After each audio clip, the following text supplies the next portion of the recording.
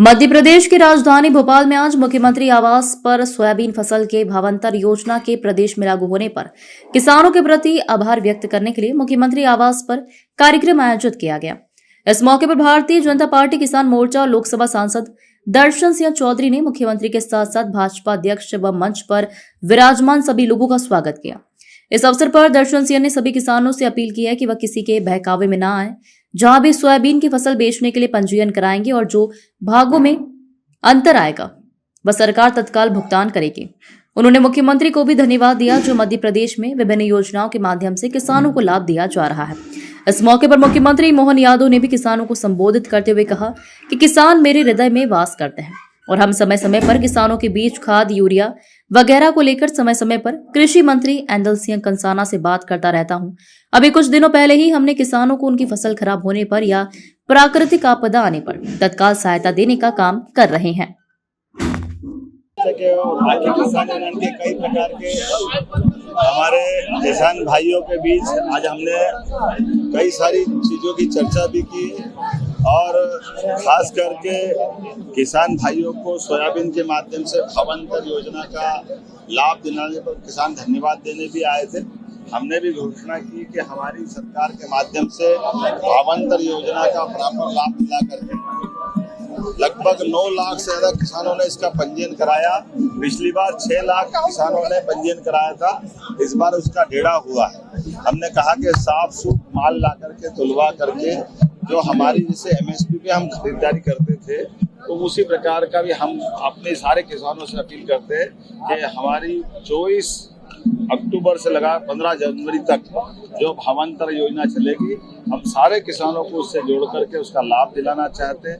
किसानों के लिए हमारी सरकार हर वो योजना लाना चाहती है जिसके माध्यम से हमारे किसानों की जिंदगी बेहतर हो। एक और योजना सोलर पंप के माध्यम से हमने दी कि अभी तक सोलर पंप पे 40% की राशि किसानों को स्वयं को मिलाना पड़ती थी और 60% की राशि का अनुदान मिलता था। 3 horsepower, 5 horsepower, 7 horsepower हमारी सरकार ने निर्णय किया है कि अब हम अपना किसानों से 3 horsepower, 5 horsepower, 1 horsepower अगर वो पंप लेगा तो 40% के बजाय केवल 10% की राशि लेकर के उसको सोलर पंप देंगे ताकि वो अपने बिजली के बिल से छुट्टी पाले। सारा पैसा सरकार के माध्यम से हम उसको मैनेज करेंगे।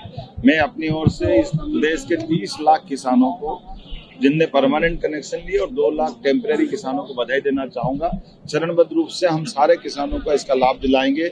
एक इसमें और संशोधन किया है कि जिनका 3 हार्स पावर का कनेक्शन बिजली का है वो अगर 5 हार्स पावर का भी लेगा तो एक स्टेज ऊपर उठाकर उसको 5 हार्स पावर का सोलर पंप भी हम देने जाएंगे। एक और हमारी बहनों के लिए क्योंकि आज धनतेरस है और आनंद है, साथ ही साथ हमने जो पहले घोषणा की थी उसी योजना के अंतर्गत भाई दूज से जो किसानों के साथ साथ हमारी लाडली बहनों के लिए भी 1,27,00,000 बहनों को 250 रुपए की राशि हम भाई दूज पे सब बहनों को देने वाले हैं। ये वो हमारी वचनबद्धता जो पिछले समय हमने रक्षाबंधन पे भी कहा था कि बहनों को 250 रुपये अलग देंगे, तो इसी प्रकार से 250 रुपये हम दे करके ये 1500 रुपया महीना एक तरह से इसके बाद हमारी सरकार लगातार हमारी बहनों को देती जाएगी।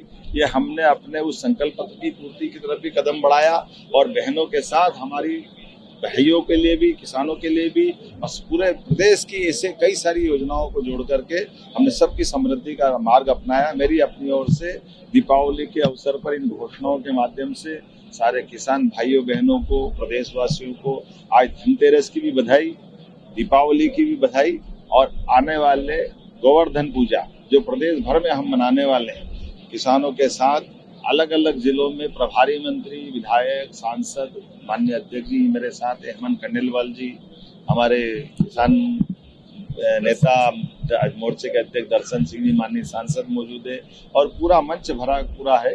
हम प्रयास कर रहे हैं कि पूरे प्रदेश के अंदर सारे त्योहार जो समाज मनाता है वो सरकार भी धूमधाम से मनाए और त्योहारों के पीछे संदेश जो छिपे हैं जैसे गोवर्धन पूजा, ये हमको प्रकृति से भी जोड़ती है और जैविक खेती की तरफ भी जोड़ती है, पशुपालन के लिए प्रोत्साहन भी देती है और गौमाता के माध्यम से गोवंश बचाते हुए हमारी कुपोषण से लेकर कई सारी चीजों से निपटने में बड़ी मदद मिलती है।